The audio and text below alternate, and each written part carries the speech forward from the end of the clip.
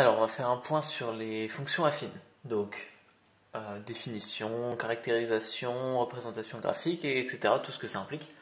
Donc, déjà, la définition, c'est, on dit qu'on a une fonction affine dès lors que votre fonction peut s'écrire de cette manière. Donc, qu'est-ce que ça veut dire? Ça veut dire qu'il existe deux nombres a et b tels que votre fonction s'écrit ax plus b pour n'importe quel x que vous choisissez. Donc, par exemple, on peut dire que la fonction f qui a x associe 2x plus 1, c'est une fonction affine. On peut dire que la fonction g qui a x associe moins 3x plus 1 quart, c'est une fonction affine. Ou même moins 1 quart, d'accord? En fait, à partir du moment où vous avez quelque chose, un coefficient devant x plus un nombre ou moins un nombre, c'est bon, vous avez une fonction affine. On peut aussi citer la fonction qui a x associe 2x. C'est une fonction affine, puisque en fait c'est comme si ici on avait un plus 0. C'est comme si on avait b qui valait 0. Ce genre de fonction, ça s'appelle une fonction linéaire, puisque vous n'avez pas de coefficient. Graphiquement, ça se représente par une droite qui passe par l'origine. Alors, vous avez deux choses à connaître dans une fonction affine, c'est les deux coefficients a et b.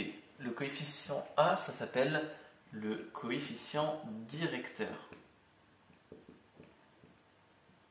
Alors, pourquoi directeur? Évidemment, il y a un lien avec une direction, donc c'est ce qu'on va voir juste après.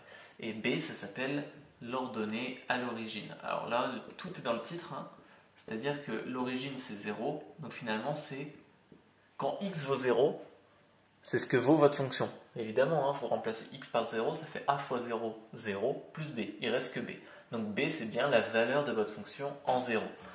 Alors maintenant, si on veut représenter une fonction affine dans un repère orthonormé, donc ici, je mets mon origine, donc 0, 1, 1.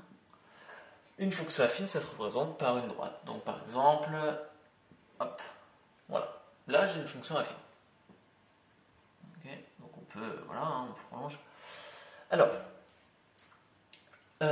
graphiquement, vous pouvez lire les coefficients a et b.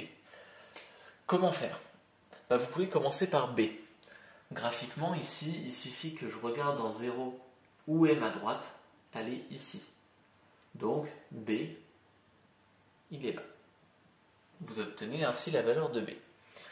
Pour obtenir la valeur de a, c'est un petit peu plus compliqué. Et en fait, a, ça correspond à la pente de votre droite. En fait, c'est selon comment votre droite est inclinée, ça vous donne la valeur de a. Pour ça, il y a une petite astuce qui consiste à se placer en un point au hasard, un point qui vous arrange, par exemple celui-là, au hasard, hein, complètement au hasard. Vous vous décalez de 1, de 1 unité, et vous regardez de combien vous devez monter pour retourner sur votre droite. Donc, ici. La valeur qui sera ici, c'est le coefficient directeur de votre droite. Alors, pourquoi ça s'appelle le coefficient directeur? Eh bien, c'est parce que c'est à lui seul, a défini complètement l'orientation de votre droite. Et si on se rappelle de quelques notions sur les vecteurs, vous savez que la direction d'un vecteur, c'est la droite qui porte le vecteur. Donc, voilà comment on a ici un coefficient directeur une fois qu'on a la représentation graphique. On peut faire l'inverse, c'est-à-dire on peut avoir la fonction. Si je vous donne par exemple la fonction 2x plus 1, et vous pourrez grâce à ces informations-là tracer la droite. Si je vous donne la droite, vous pourrez grâce aux informations me donner l'expression. C'est quelque chose qui est assez fréquent avec les fonctions affines.